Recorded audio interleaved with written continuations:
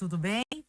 Boa tarde, tudo bem? Um prazer falar com vocês. Matando a saudade, né, de falar com o povo aqui da fronteira, né? Exatamente, mas sempre que posso estou aí em Foz do Iguaçu. Que bom. Maravilha. Júlio, além do Sudoeste, a região metropolitana de Curitiba também vem enfrentando aí desde o ano passado uma situação bem crítica, né? Na verdade, a estiagem que agora o Sistema Nacional de Meteorologia está colocando é a estiagem que nós já estamos enfrentando desde o final de 2019, começo de 2020, atingindo todo o estado do Paraná. Em Curitiba, na região metropolitana, fica mais grave porque temos 3,5 milhões de pessoas, né, a serem abastecidas. Júlio, mas é a primeira vez que esse sistema aí, o SNM, emite um alerta dessa natureza aqui no estado. Isso meio que assusta, não assusta, não? Na verdade, eu vejo que é a constatação de um problema que já vem durando pouco mais de um ano. Esse alerta foi dado com uma visão muito mais relacionada ao abastecimento energético do país, à matriz hidroenergética, do que propriamente a estiagem. Porque o próprio governo federal já reconhecia naquele monitor da seca uma condição muito grave na região oeste, em todo o estado do Paraná, região oeste de São Paulo. Então, o que se reconhece agora é especialmente a parte do abastecimento energético, mas a crise, a estiagem, a gente já enfrenta há um ano e pouco. E essa crise aí é uma das mais críticas que a gente já teve? Ela é crítica, ela é uma recorrência também de mais de 50 anos, e o que eu vejo que é o grande problema que nós precisamos estar muito atentos são indícios das mudanças climáticas. É claro que períodos de seca, períodos de chuvas intensas são rotineiros na história, né? Você sempre vai ter esses ciclos frequentemente. O problema com as mudanças climáticas é que esses ciclos ficam cada vez mais frequentes, né? Ou seja, a distância temporal deles se reduz e a sua intensidade. Então, acho que a grande recado precisamos nos conscientizar, começar a entender a importância de preservar os rios, as nascentes, cuidar bem dos mananciais, porque senão teremos graves problemas, não só para a agricultura, para a economia, como também para abastecer as pessoas. E também economizar água, né, Júlio? Eu acho que, esses dias eu falei, repetindo, estamos no século XXI, não dá para ficar lavando calçada com água tratada, não dá para ficar horas lavando um carro com água tratada. Existem melhores meios de fazer isso. Aqueles pequenos hábitos, né? Torneira aberta enquanto escova os dentes. Aquele banho quente. Exatamente. Aquele banho demorado. Exatamente. Então é hora de nós entendermos que a água tem um custo e tem uma importância vital, literalmente vital para nós. Júlio, então precisamos cuidar muito bem desse recurso. Júlio, nessa situação que a gente está vivendo agora, dessa crise, a única solução mesmo aí, emergencial, é o rodízio? Veja, o último decreto de emergência hídrica no estado do Paraná, ele deixou duas regiões bem demarcadas, né? A região metropolitana, porque não tanto pela condição climática, mas pela dificuldade de recuperar os reservatórios, e a região sudoeste. A região sudoeste é abastecida principalmente com a captação nos rios.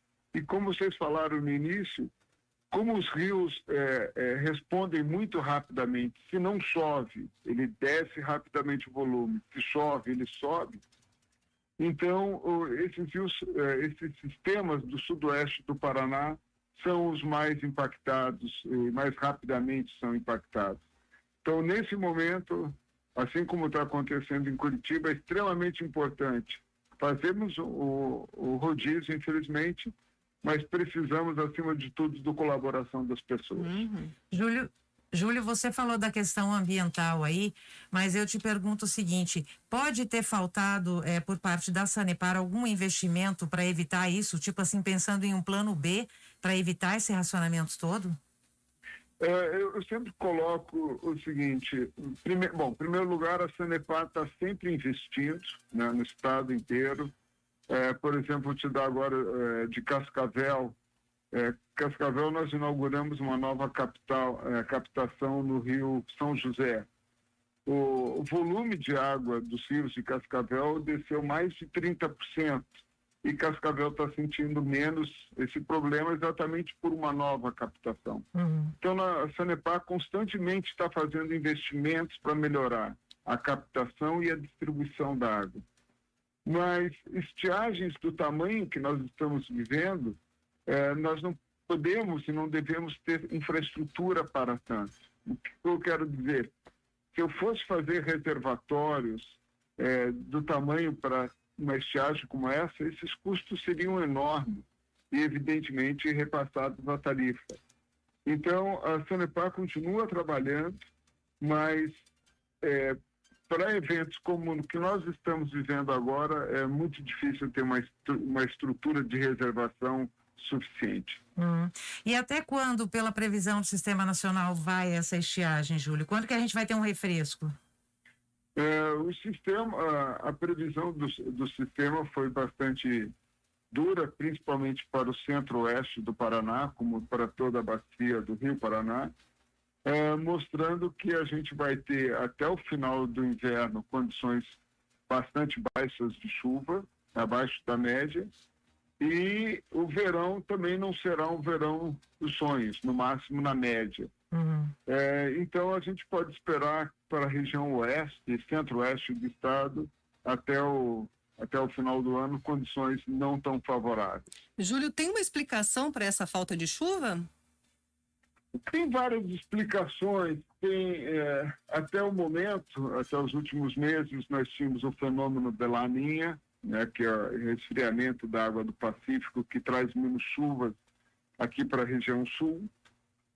Você tem a questão das mudanças climáticas, como eu coloquei, dos rios aéreos, do corredor de umidade da Amazônia, que, claro, pelos impactos que vem sofrendo a Amazônia, queimadas no Pantanal, a perda do próprio bioma cerrado, estão com dificuldades da entrada e mudanças de circulação na Antártica. Então, é um conjunto, né? Há uma série de fatores que estão levando essa redução de chuva. Mas eu sempre coloco que o que nós podemos fazer é cuidar bem dos nossos mananciais, né? Muitos dos nossos mananciais estão em condições de pressão antrópica, seja por agricultura, seja pela expansão urbana ou empreendimentos. Então, nós temos que cuidar melhor dessas áreas que nos abastecem. Foz do Iguaçu tem um exemplo muito positivo. Primeiro, a captação no próprio Lago de Itaipu, que é a nossa maior captação, e a do rio Tamanduá, na Estrada das Cataratas. O rio Tamanduá, praticamente todo ele está preservado, desde as nascentes até a foz no Rio Iguaçu, e mantém uma captação super boa. Então, a gente tem exemplos bem interessantes de Foz, como protegendo um rio que nos abastece é uma das melhores estratégias. Ô, Júlio, mas independente da gente estar numa situação, digamos assim, mais favorável, não significa que o pessoal aqui de Foz ou das regiões que não estejam em estado de crise, por enquanto, não precise economizar água também e ter consciência com relação a isso, né? Não, você tem razão, em absoluto. Primeiro, ter um consumo consciente, que nem a gente falou, banhos, escovar dentes, não lavar calçadas, né, não desperdiçar água, é um hábito que quem não tem deve adquirir e ter isso no seu dia a dia. E, acima de tudo, entender que é um recurso muito precioso, então não podemos ficar mal utilizando isso. Júlio, tem uma pergunta que eu preciso te fazer aqui, até porque você já foi diretor do Parque Nacional, você defende o parque, defendia com unhas e dentes, né? O Rio Iguaçu também está bem abaixo do normal e a gente tem aí 6 usinas rio acima. Você acha que isso acaba influenciando na vazão das cataratas? Evidentemente que sim, né? Primeiro, a gente está com déficit de chuvas, então os rios tendem a estar com um volume muito menor. E, evidentemente, também, para manter a geração elétrica, as represas, né, os represamentos hidrelétricos tendem a segurar o máximo de água que podem e que o sistema nacional, o operador do sistema nacional lhes permite. Então, evidentemente, há uma relação direta entre o armazenamento de água nas hidrelétricas e o volume do Rio Iguaçu.